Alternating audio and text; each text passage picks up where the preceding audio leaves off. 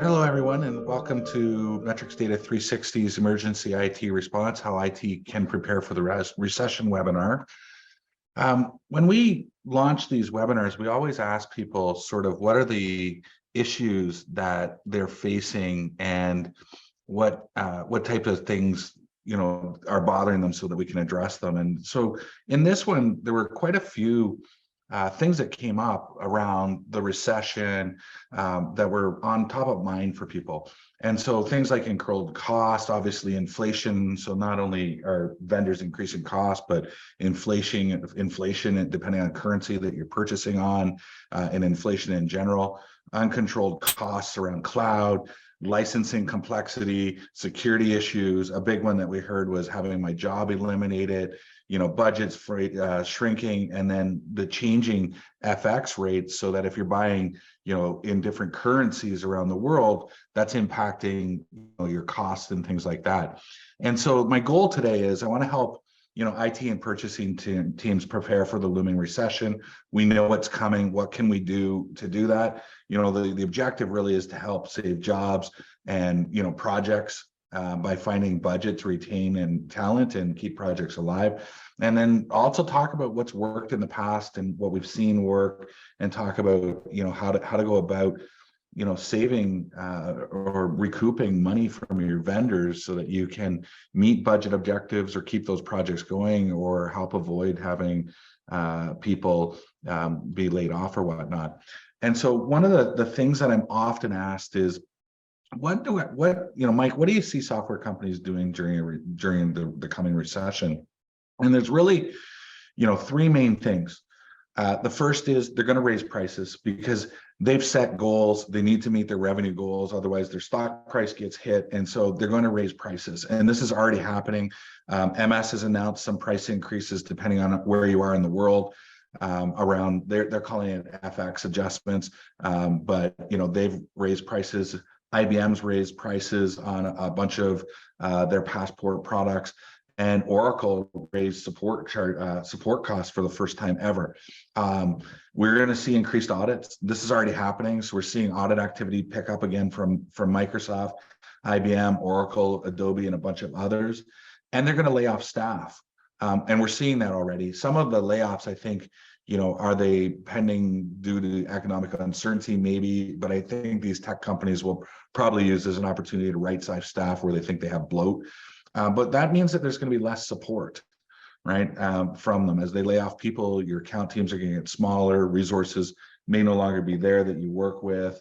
The resources that they have internally to work with are going to be scattered. And then, that is going to, in turn, become increased pressure on you. So as you're trying to save money, they're going to be trying to sell you more because the reps are going to be worried about number three. Sorry, put number two there, but number three, they're going to be worried about getting laid off if they don't meet their revenue objectives and things like this. So this is not happening just besides the recession. We've sort of seen some of this coming for the last little while before the recession coming. A lot of this has to do with the fact that most licenses are still based on user or seat, per seat licensing. So you think about MS 360, Microsoft 365 or Salesforce. They're based on the number of users, and those are not growing. Companies have not been growing, at their traditional rates the last 18, 24 months. And as that happens, migrations are slowing, which means net new license revenue is slowing as budgets get decreased. There are conflicting reports out there. Gartner and them are saying that cloud and IT budgets will increase this year, but others are saying that they're going to be flat to decreasing. So, it's going to be somewhere in between. I don't think that anybody's expecting massive budget increases, but the vendors are still going to be expecting massive revenue increases. And so how does this, apply to, IT or procurement professionals? You can adjust your software contracts. I think that's one of the key things I want people to know is that even if in a contract, you can adjust them. Some of them you can do programmatically. Others are you need to consider it as a negotiation. You can come out of this with stronger partnerships with your vendors, because if we go through the approach that we're talking about, they're going to understand your business more, the types of things you're trying to accomplish, how they can actually help you. You can control the conversation. This is not about licensing. So as much as, we're an organization that helps with licensing and things like that, this is not about licensing. This is all about mindset, and we're going to talk about that. And it's about data, and that data that you need to help you do these things exist. It's just hidden a lot of the time. Okay. And so who am I? I'm Mike Austin. I'm the CEO and founder of Metrics Data 360. I worked at Microsoft in licensing for just shy of 10 years. I've negotiated a few $1 billion of contracts. I'm really passionate about helping others beat, their Goliaths, the software vendors. That really comes from my childhood. When I was a kid, I have a really strong memory of, sitting at the kitchen table one night and my mom coming home, and it was weird because she just went straight to her room. And normally she would stop and say, "Hey, how was your day? What are you doing?" But she went to her room, and I heard tears, and that's when my gut dropped and I knew what had happened. My mom was actually an IT manager in a small factory in our hometown. And that was the day that she lost her job. They closed the plant and moved it to Mexico, actually. And for months leading up to that, my mom was, very stressed, having restless nights, not being able to sleep at night.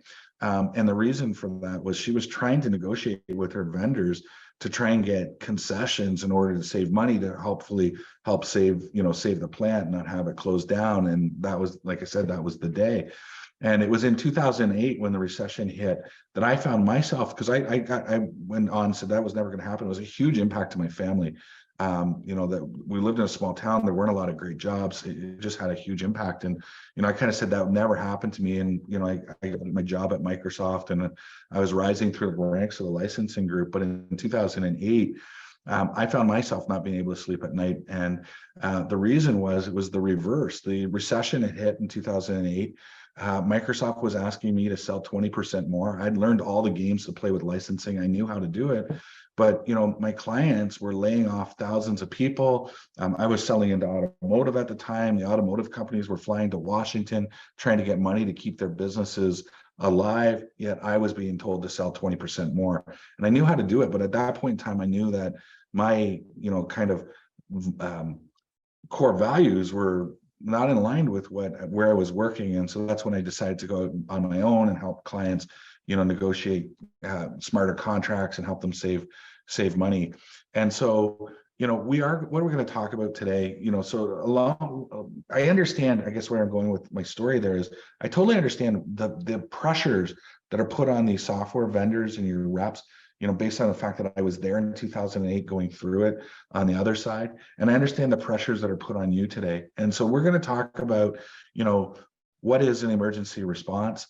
We're going to talk about budget and finance. We're going to talk about people, operations, and then I'm going to wrap it up with some thoughts. And so, let's get into it and talk about how IT, and I should probably say IT and procurement, IT procurement or vendor management, how they can respond to recession. And so the first thing is, I like to understand words, and I think the words themselves are very important.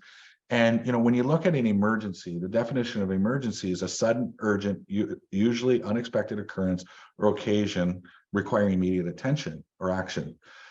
And a crisis is a time of intense difficulty, trouble, or danger. So if you think about it, in IT, emergencies happen every day. And IT is good at handling them. You think about, systems going down, or, end users getting locked out of, password resets, and all the emergencies that happen in the day-to-day operating of an IT business. IT organizations and their partners in procurement are really good at handling those sorts of things. And a crisis, a recession, is a crisis, is just a sustained emergency. And so you can control what's going on. You can't control that the recession is going on, but you can control how you respond. No different when there's, security issues or whatnot in IT. You can't control that's happening, but you can control how you respond to it.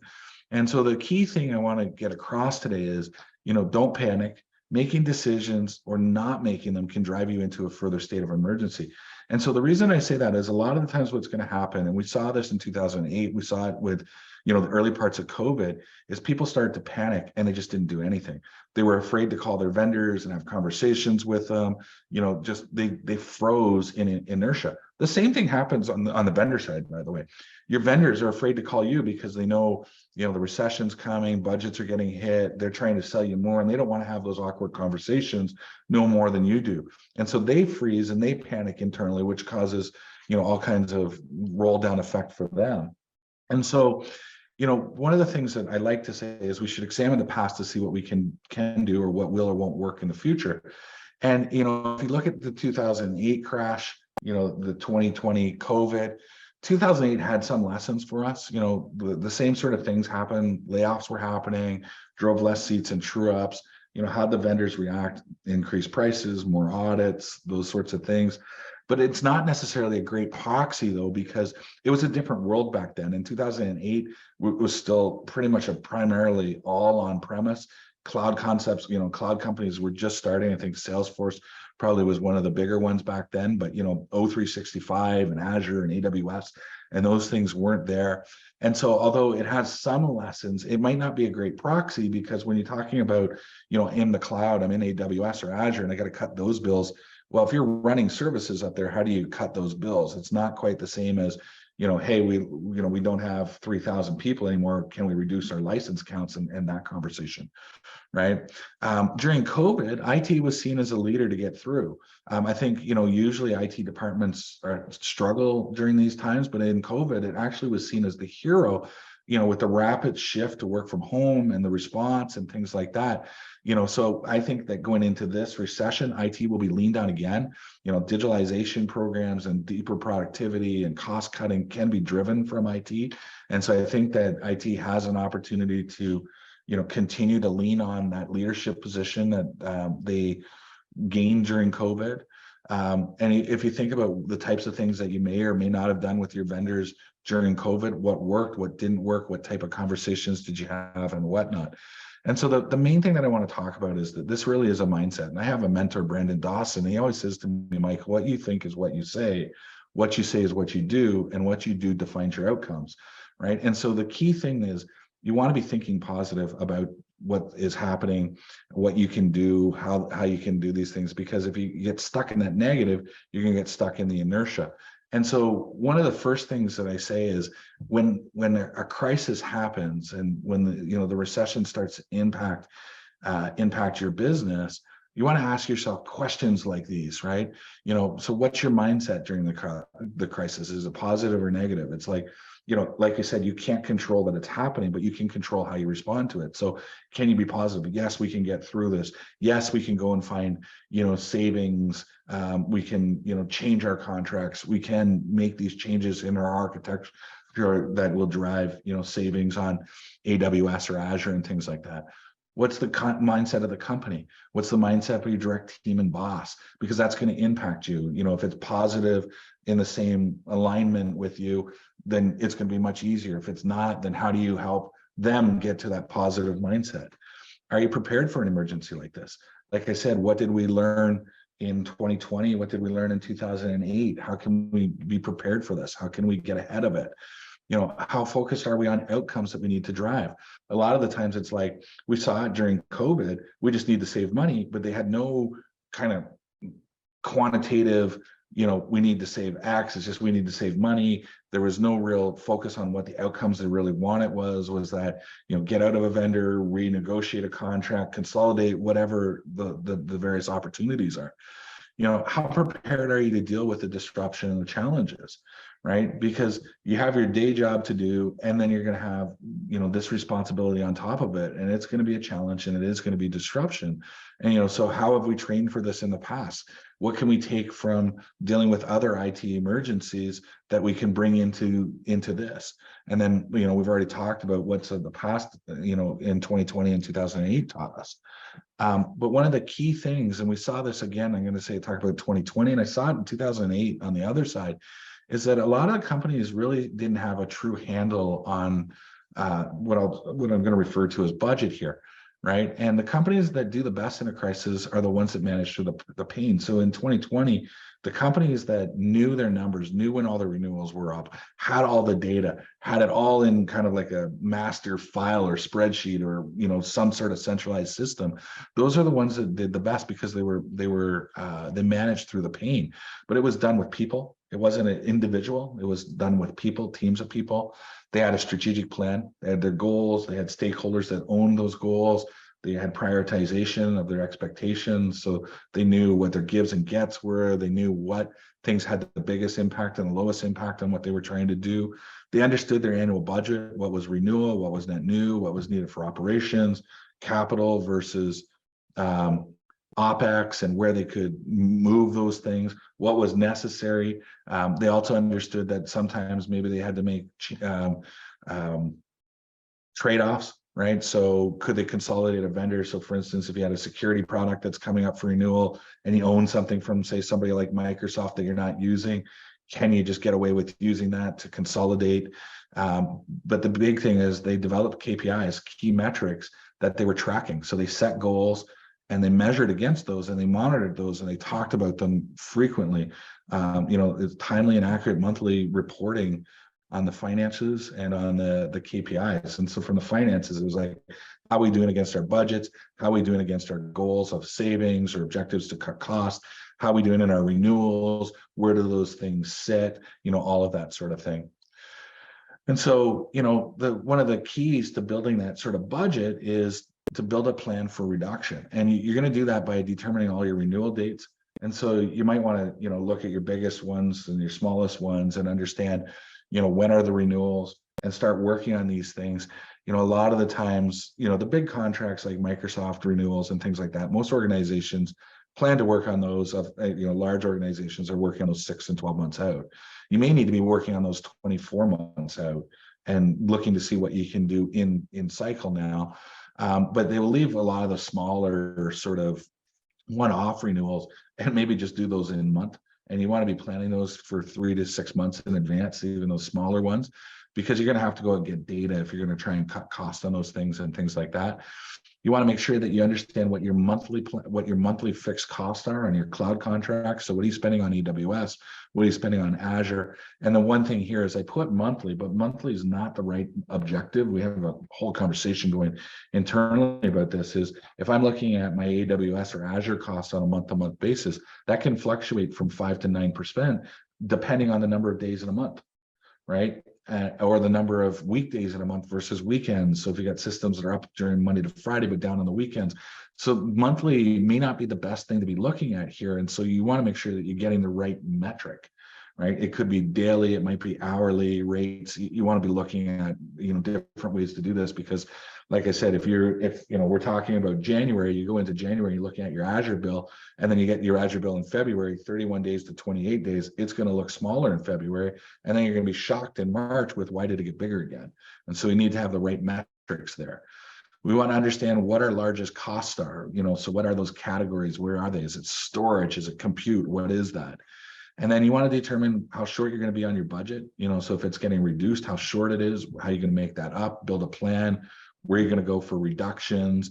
Is it a reduction? Can you maybe, if you can't get a reduction in, cost, can you negotiate a change of payments? So maybe if you're on a 3-year deal, maybe if it was $1 million, maybe you could work with the vendor to do 700,000, 1.1 and 1.3 and push it out where, forecasting when things get better, so there's all kinds of things that you can do. It's not necessarily just a reduction of cost. It could be cash flow and things like that. And then obviously you want to create those KPIs. And so, some of those KPIs will be things like, how much savings have you identified and versus how much have you realized, right? Because those are two different things. Like if I can go and show you that in your O365, you're wasting $1 million, but you can't get those savings until your anniversary date, you will have identified them, but not realized them, right? And so realized savings are the key one, but you want to be tracking the identified ones to figure out when you can actually realize those. Can you measure changes in cash flow payments? Can you measure who's implemented changes versus who hasn't? So for instance, in an Azure AWS environment, you may be able to go out and identify that certain engineers are oversizing all their workloads, and you can benchmark the engineers against each other to see who's making the recommended changes versus aren't, and then benchmark those like teams, right? So there's all kinds of different KPIs. The key is going to be to figure out which ones are best for your organization and developing a system to actually be able to measure and monitor those.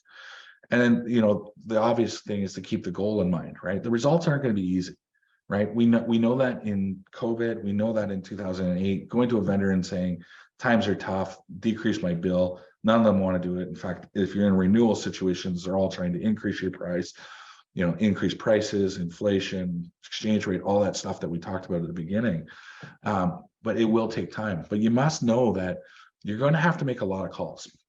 You're going to have a lot of meetings, both with the vendor and your team.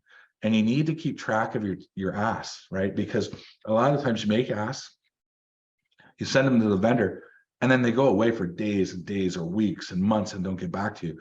You have to not let them delay. You have to put them on the spot. You have to keep pressure on them. No different than when they're trying to close a deal for month or quarter end. You're selling to them now, and you have to put the pressure on them. You have to ask a lot of great questions internally and externally, right? Internal questions like, why are we doing it this way? It's costing us X this month, X a month. But if we did Y, we could save, and it would cost us this. A great example there might be using high cost disk in a desk and tab environment when maybe you don't need the higher end disk or storage. I'm drawing a blank on the name of that right now, but you get the point, right? Asking those tough questions. Same with external. Why can't you do this? What can you do if you can't do that? How do we do this? How do we work together, right? You want to educate yourself on all your inventory, on all the data, how much, what's deployed, what's in use, what's not in use, what licenses do we have, and we want to use those stats. So for instance, if I could show Microsoft that I'm only using 22% of a Microsoft 365 E5, what sort of position will that put me in to have a conversation with them, right? Collecting that data is not easy. It's out there. You can do it, but you're going to have to do that in order to get them to move on these positions, right? And like we said, so we're going to go out of budget into people now. Who's on the team, right? This is so key because you can't do this yourself. It has to be a team.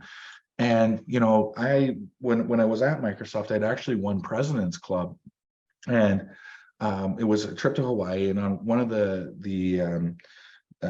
days, they had a bunch of events that you could do. And my wife and I looked at it, and there wasn't really anything that we were all that interested in. But the one thing that we did see was this deep sea fishing. And we thought, oh, well, at least we can go out and be on the water for the day. Let's do that. And immediately when we made the decision and signed up, my stomach sunk because I actually get really seasick. And so when we end up going and we get out on the boat. It was end of season, so the fishing wasn't great. And we were out there for about 2 hours, and true to form, I got seasick and ended up passing out in the cabin. And I heard the skip yell, "Fish on," and it's a big one. And I jumped up and jumped into the seat and saw it jump and go down. And, long story short, I caught a 500-pound blue marlin. And the skip had told me, he said, it's going to take, all four of you on the boat, probably about 4 or 5 hours to pull this thing in. And I happened to be able to pull it in 45 minutes myself. Now, I say myself, but it wasn't myself. It was a team effort. The skip was there telling me when to sort of lean forward and squat so that I could reduce the drag on the line and when to reel in. And the captain, was using the fish finder to figure out where this thing was. So you think about, that he was finding where it was. He was also backing the boat up to reduce the drag on the line so it didn't snap or would pull forward to help tire out the fish.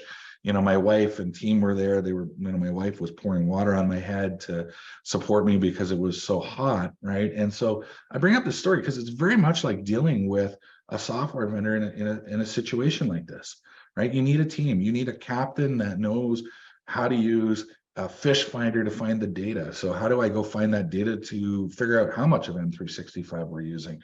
You need a skip that knows how to interpret that data. So he knew how to, watch the waves and figure out what the fish was doing and watch the line. And so watch that data, figure out how to use that. And then you need a supportive team to help you, finance, legal, procurement, IT. It's a whole team approach in order to beat those, monsters like, Microsoft and Oracle and IBM and all these software companies, right? And so the thing is, when you're doing this, it's all hands on deck, right? So you need to develop your team or teams, because the team doing Microsoft may have similar people, but it might be different than the team that you need to do Oracle or IBM. So you need to make sure that you develop the team and that the team sees what you're doing and knows what results you're trying to get, right? And are getting. And the key thing is to let them know what they need to do and how they can help, right? Like, the worst thing you can have is have somebody on the team saying to, one of your vendors, oh, yeah, they're just trying to get savings. We know it's not going to happen. So just do what you need to do. Like, we see that happen, teams undermining themselves internally, right? The people include your vendors, right? It's not just you, but it's people that include your vendors. So what's your account team look like? What's your relationships with executives work like? Do you know how to work up their chains of command in order to get things done? And you want to obsess over getting results from them, but you also want to over communicate with them, right? Like, you cannot allow them to go weeks and weeks and weeks and weeks without responding. And that's one of their strategies during this, will be just don't respond, right? And so you want to schedule daily quick check-ins, whether that's with the team, your internal team, whether that's with the vendors, whether that's collectively. You definitely want to have recurring team meetings. If you're trying to work specifically with a vendor, how often do you need to do that? Is it weekly, bi-weekly, monthly? Internally, what's the frequency of that? But the most important thing is to take action, and lots of action, right? We saw it in 2020, and I saw it in 2008. So many people bury their head in the sand and are just trying not to do anything to rock the boat. They don't want to be seen. Internally, people are worried about getting laid off, so they don't want to be seen. At the vendors, it's the same thing, or they don't want to have the difficult conversations, so they just don't do anything. And that's the worst thing you can do. The most important thing you can do, if I could emphasize anything, is take action, and lots of action. Okay, from an operation perspective, what you want to be talking to them about is partnership, right? You're selling to them now, right? And that's I can't emphasize that enough either, is that you're actually in selling mode, right? You want to make sure that everyone on your team internally understands that they are a salesperson.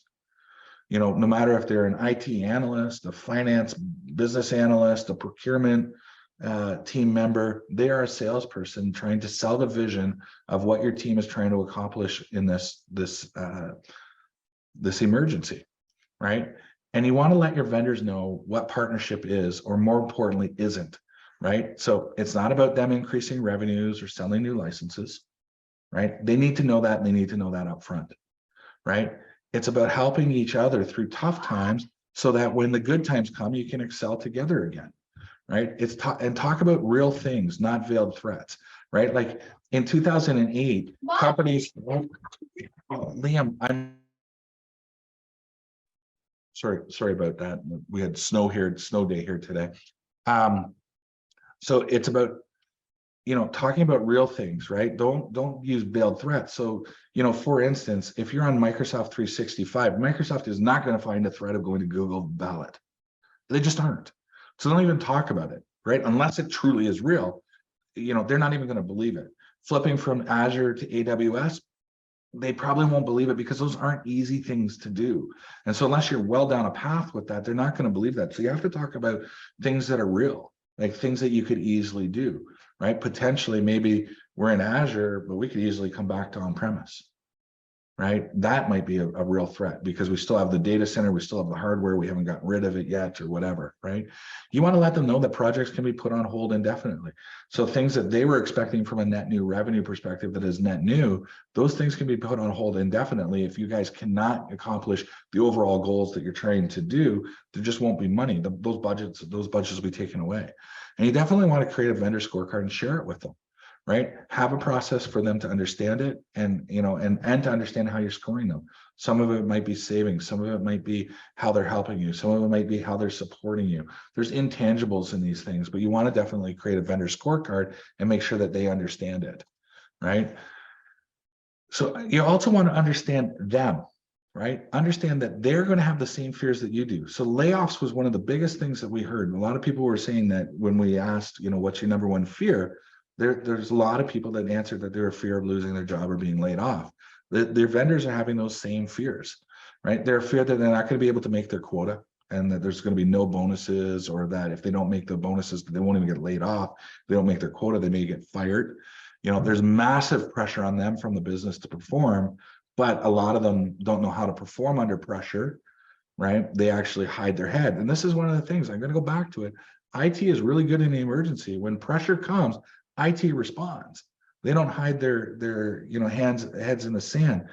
Sales reps hide their heads in the sand, right? So they got massive pressure from the business, and they don't know what to do about it. And like I said, they're going to do the opposite that you do, right?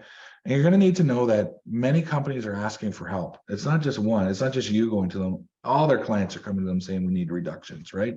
But the thing to know is that few of them will be as organized as you, and very few of them will actually follow up. They're going to make the ask. The vendors are going to go away for weeks and weeks and weeks, and then they're just going to, I asked and I couldn't get anything, right? Not you. You're going to take massive action. You're going to have plans. You're going to be talking to them every day, every week, et cetera, et cetera. They're not going to think carefully about their ask. They're not going to be related back to scorecards. They're not going to have their budgets and all their renewals and everything figured out. They're not going to have the data to have these conversations. You want to consider their emotional state and how you can work with that or around it, right? Remember, if they're in fear of having their jobs, losing their jobs, or not hitting quota, that's real. How do you work around that? Maybe you need to escalate to somebody that has bigger quota, bigger budgets, right? So, for instance, if you have a sales rep and they have a $10 million quota, and a manager that has 100 million, and a VP that has 500 million, and a country manager that has, I don't know, 2 billion, you trying to get $1 million from your rep, that's 10%. And you can see the cascading effect at 2 billion, it's very small. And so their emotional state is going to be different depending on who you're talking with, right? And you definitely don't want to shy away about talking about opportunity, but make sure it's real.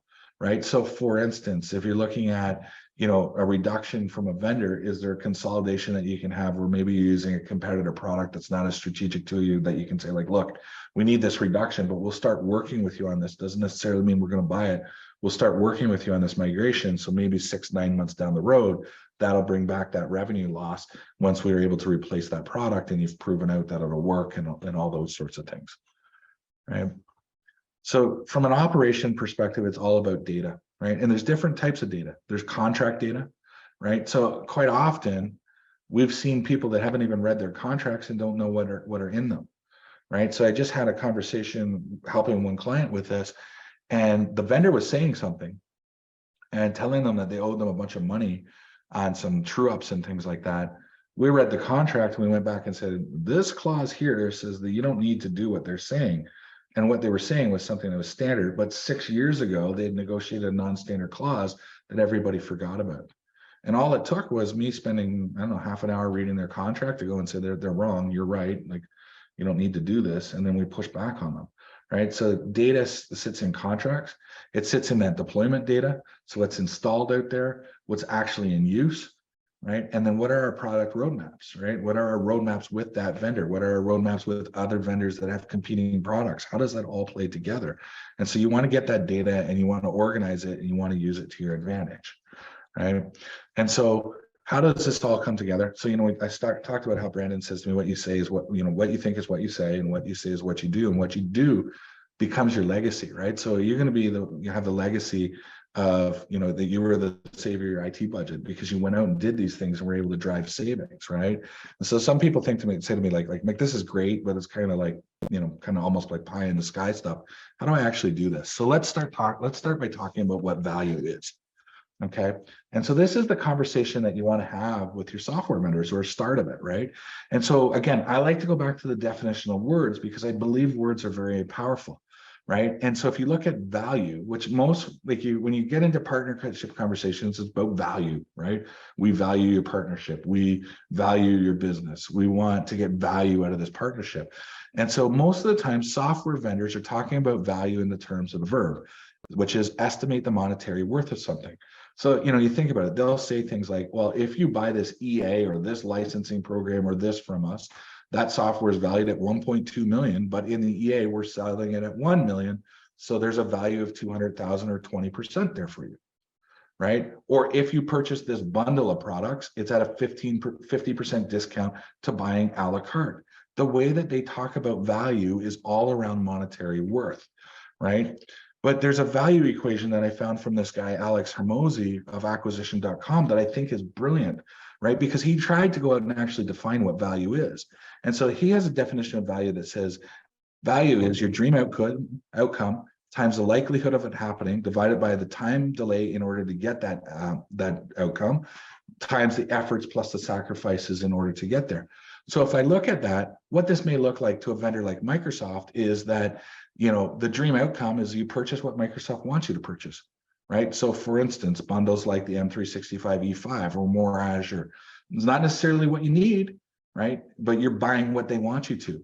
The likelihood of it happening is probably 100%. We've seen people that were on lower bundles and, discounts being removed. And if you're not moving to the bigger bundles or only putting, concessions on the bigger bundles, not on the lower things, like they have all kinds of games that they try and play in order to get you there. And evidently you always end up going there, right?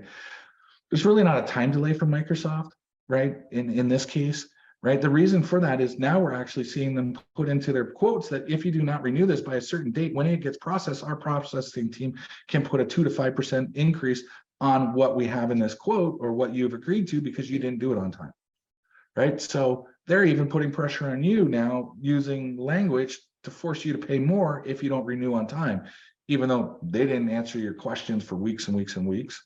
What's the efforts and sacrifices on their behalf? Probably very little.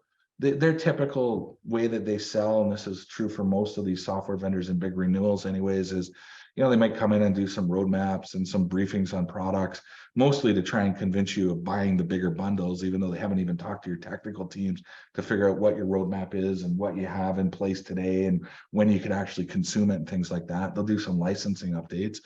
And then the value to them is huge. It's massive. You sign a new 3-year deal, probably 20 to 40% more than you were paying.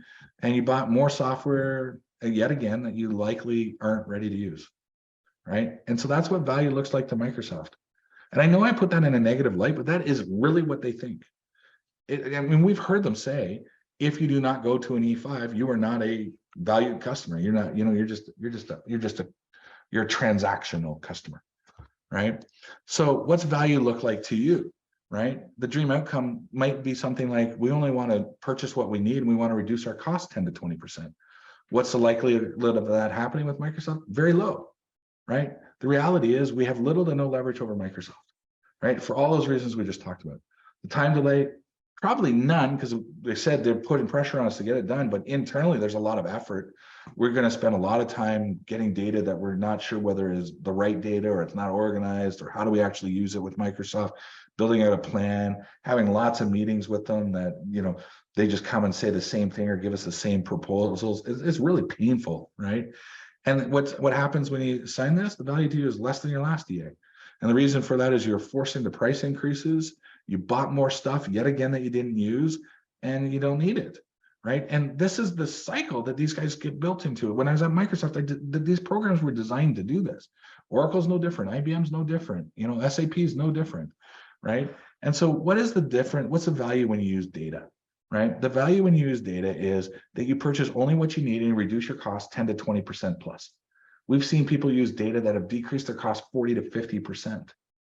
Right? But most of our clients are averaging in around 22%, right? The likelihood of it happening is high because you have data to know what you need to purchase and you know how to get it at a fair price, right? The time delay is still none, right? Because you still have to renew these things on time. The vendors put all that pressure on you, right? But it actually might be longer. Like you could actually get it done faster. So we've had people that are like, we started working with them, renewals in a year, and we're done in 6 months. They planned on working on a year. We were done in 6 months because they had all the data. They could just go and get a deal done, right? The efforts and sacrifice, they're actually a lot easier because all that back and forth you have with the vendors and stuff becomes so much easier when everything is backed with data, right? When Microsoft says we increased the price of an E3 by 11% because we put all this new technology and we put billions of dollars of R&D and therefore we had to increase our price 11% and we put in to do and Yammer and blah, blah, blah. You can go in and show them we're not using any of it. In fact, we're only using 22% of what we have. And so we're not taking that 11% and we're, not doing what you say. This is what we need. This is what we want to buy. This is the value. Right. And so this becomes massive to you because you buy what you get a deal that you wanted at a price that is fair, it aligns with the value of what you need. And it's like you hit the easy button. So often our clients, when they go through this process, are like, man, that was the easiest negotiation we had, right?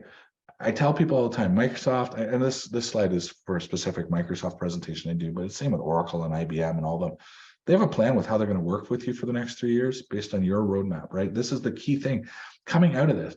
Because you go through and you do these surveys and understand your product roadmaps and understand your usage and understand all the third-party products and what the plan is around that, you can go to Microsoft and say, here's our plan for the next 3 years on how we work together, right? How valuable is that? So many Microsoft reps couldn't tell you what competitive products you have, when those are coming up, when they would renew. They just think that you can just go and buy an E5 and turn it on tomorrow and get all the value out of it. And we know that's not the case, right? So let's talk about a process, right? So again, this is a very specific Microsoft one, but it works the same with everything, right?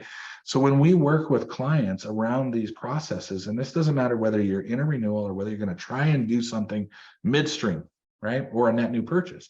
What you want to be doing is spending 65% of your time, 2/3 of your time on what we refer to as setup and deal design, right? And so in other words, that's setting up the project, understanding those KPIs, understanding the milestones, understanding the team, understanding the budget, all that sort of stuff.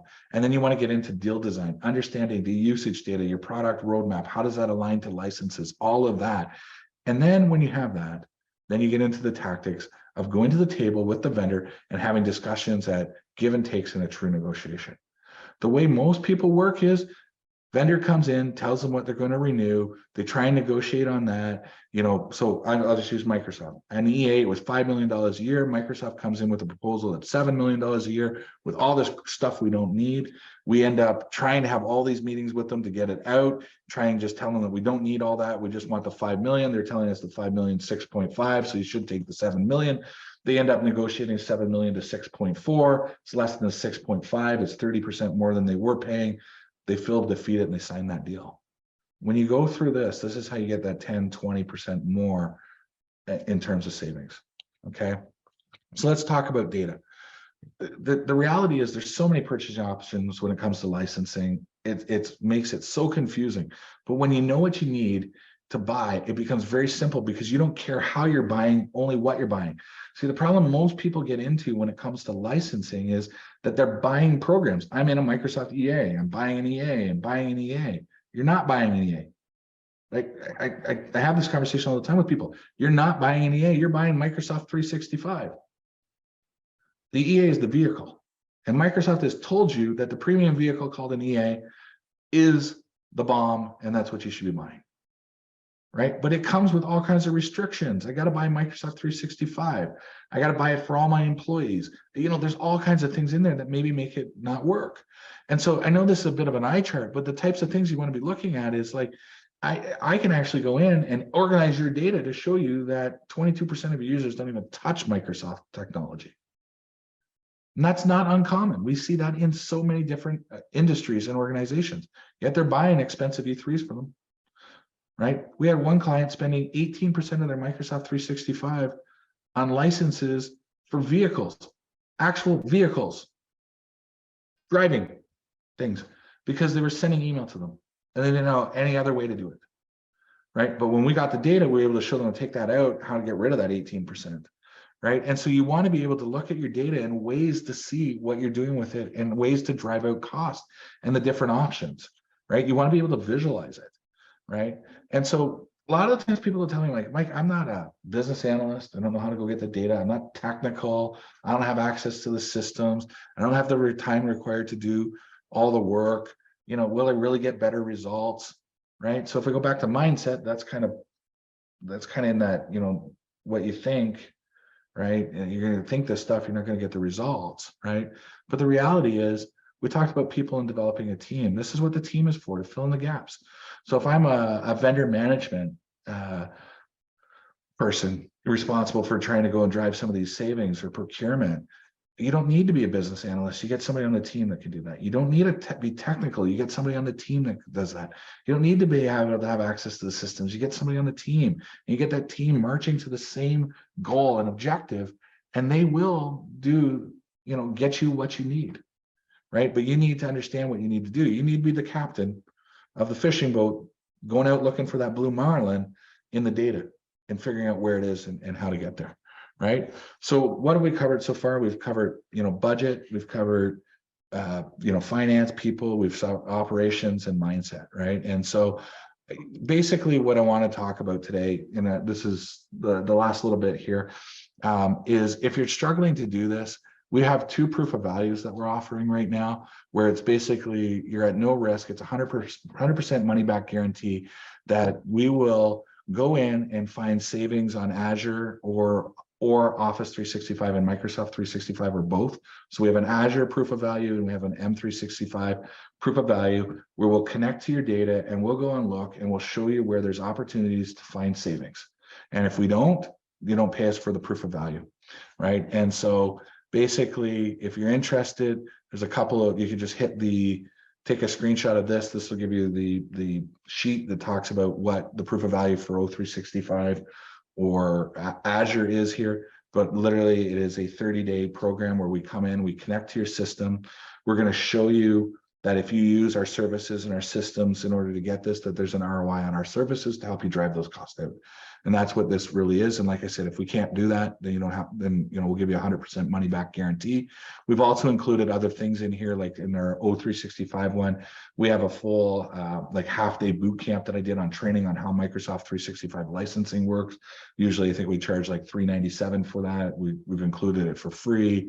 We're going to give you some of our worksheets and our modeling templates on how we model different licensing options and things like that. So it's more than just the proof of service. You get access to my team to answer questions and things like that. But here, we're going to go in and we'll show you, for instance, on Microsoft 365, that you have a number of users in block status, or you got people that you're paying for Visio, like 50% of Visio licenses, by the way, aren't needed. We have data to back that statement.